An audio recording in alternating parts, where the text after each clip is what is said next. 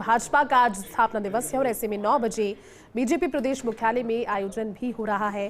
स्थापना दिवस पर कार्यक्रम आयोजित किया जा रहा है जिसमें सीएम भजनलाल शर्मा और प्रदेश अध्यक्ष सीपी जोशी समेत प्रमुख नेता मौजूद रहेंगे। वर्ष 1980 में भारतीय जनता पार्टी का गठन हुआ था और आज बीजेपी दुनिया की सबसे बड़ी संगठन आधारित पार्टी बन चुकी है, जहां पर कार्यकर्ताओं की संख्या सर्वाधिक है और ये 45वां स्थापना दिवस भारतीय जनता पार्टी का है। आज प्रदेश कार्यालय पर भाजपा प्रदेशाध्यक्ष सीपी जोशी ध्वजारोहण करने वाले हैं। तस्वीरें फर्स्ट मीडिया के जरिए इस पूरे कार्यक्रम की आप देख पाएंगे, क्योंकि भारतीय जनता पार्टी का ये 45 सालों का जो सफर रहा, ये शुरुआती तौर पर मजबूती से आगे बढ़ने का रहा, लेकिन अब भारतीय जनता पार्टी जब मजबूत पूरी तरह से हो चुकी है और कहीं ना कहीं जब कार्यकर्ताओं की बढ़ती हुई संख्या को हम देखते हैं, बढ़ते हुए परिवार को हम देखते हैं, प्रधानमंत्री के उस आह्वान को देखते हैं जब वो कहते हैं कि कार्यकर्ताओं को जोड़ो साथ में, क्योंकि विचारधारा जो भारतीय जनता पार्टी की है वो फैलनी चाहिए, बढ़नी चाहिए। और ऐसे में भारतीय जनता पार्टी का स्थापना दिवस आज भाजपा कार्यकर्ता आज इस दिन को दिवाली की तरह मनाएंगे, क्योंकि घर घर पार्टी का झंडा लगाएंगे। भाजपा प्रदेश कार्यालय पर आकर्षक सजावट हो चुकी है। भगवा रंग से बीजेपी मुख्यालय को सजा दिया गया है।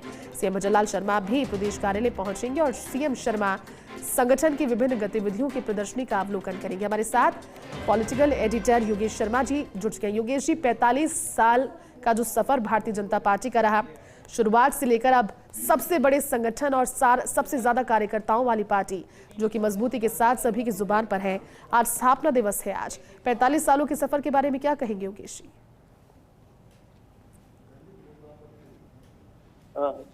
एक वाकई में कम सफर में ही बीजेपी दुनिया भर में सबसे ज्यादा सदस्य संख्या वाली पार्टी बन गई।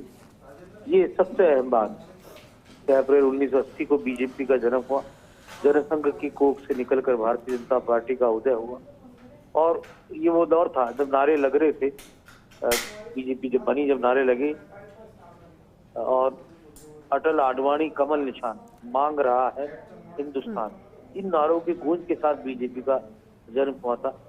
और कहा जा सकता है कि पहले चुनाव में इतनी कम संख्या रही, बहुत कम सांसद जीते, तो ये कहा गया कैसे चलेगी पार्टी। तब अटल बिहारी वाजपेयी ने बहुत ही कहा जा सकता है इसका संबोधन भारतीय जनता पार्टी के कार्यकर्ताओं को दिया और उसके बाद जोश में भर उठी बीजेपी और धीरे धीरे पार्टी आगे बढ़ी।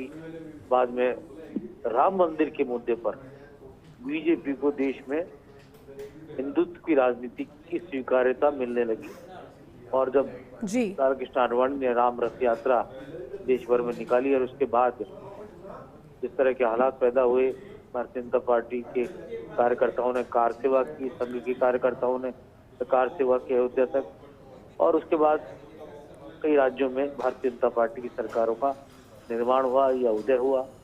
राजस्थान में बीजेपी के जन्म में और उससे पहले कि अगर हम पूरे जनसंघ के कैरियर को देखें तो लालकृष्ण आडवाणी ने यहाँ प्रवास किए और चाहे जयपुर हो, चाहे झालावाड़ हो, कई जगह पर सुंदर सिंह भंडारी जो भारतीय जनता पार्टी के सदन के प्रमुख नेता रहे, उन्होंने राजस्थान में बीजेपी को खड़ा करने में, बीजेपी को आगे बढ़ाने में, संगठन की रचना में अपना योगदान दिया। और उस जमाने के जनसंघ के नेता थे भैरव सिंह शेखावत हो, मदन सिंह दाता हो और हरिशंकर भावड़ा हो, भवन लाल शर्मा हो, रामदास अग्रवाल हो, और फिर धीरे चलकर आगे चलकर बीजेपी पहली बार राजस्थान में पहली बार राजस्थान में पूर्ण बहुमत वाली सरकार बनी।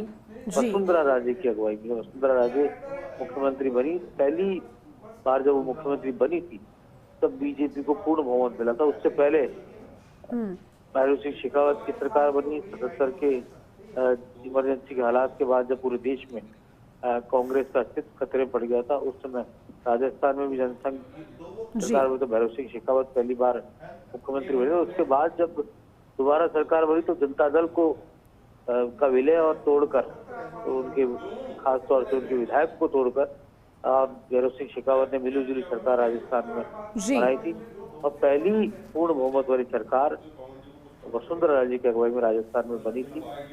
और उसके बाद से बीजेपी ने राजस्थान में पीछे मुड़कर नहीं देखा। यहाँ पर कहा जा सकता है कि इसके पीछे बीजेपी के कार्यकर्ताओं का बहुत बड़ा योगदान रहा, संगठन के काडर का बहुत बड़ा योगदान रहा। और ये कहा जा सकता है कि एक लंबा समय था। जी। और हम एक एक करके अगर हम बात करें अलग अलग डिवीजन के नेताओं का, तो उनका अपने अपने डिवीजन में बहुत प्रभाव रहा। हम हाड़ौती की बात कर ले तो वहां पर ललित किशोर चतुर्वेदी, रघुवीर सिंह कौशल, दाऊ दयाल जोशी, हरि कुमार औदित्य। झालावाड़ की तरफ बात कर ले तो अनंत कुमार जैन, और उस समय तो विजयराजे सिंधिया का भी राजस्थान में बहुत ज्यादा प्रभाव रहा, वसुंधरा राजे की माता का। उदयपुर डिवीजन की बात कर ले तो गुलाब चंद कटारिया जैसे नेता उस जमाने में हुए, जिन्होंने बहुत वर्किंग भारतीय जनता पार्टी की जड़ों को जमाने में। सुंदर सिंह भंडारी का उदयपुर डिवीजन में बड़ा योगदान रहा। और जयपुर के अंदर बड़े नामचीन नाम रहे, चाहे भंवरलाल शर्मा, रामदास अग्रवाल का परिवार, गिरधारीलाल भार्गव जैसे नेता। बिल्कुल योगेश जी, आप ठीक कह रहे हैं, क्योंकि बेहद खास ये दिन भारतीय जनता पार्टी के लिए रहा और आज भी वो तस्वीरें सामने आएगी जब इसे सेलिब्रेट करेगी भारतीय जनता पार्टी। शुक्रिया आपका इस पूरी बातचीत के लिए।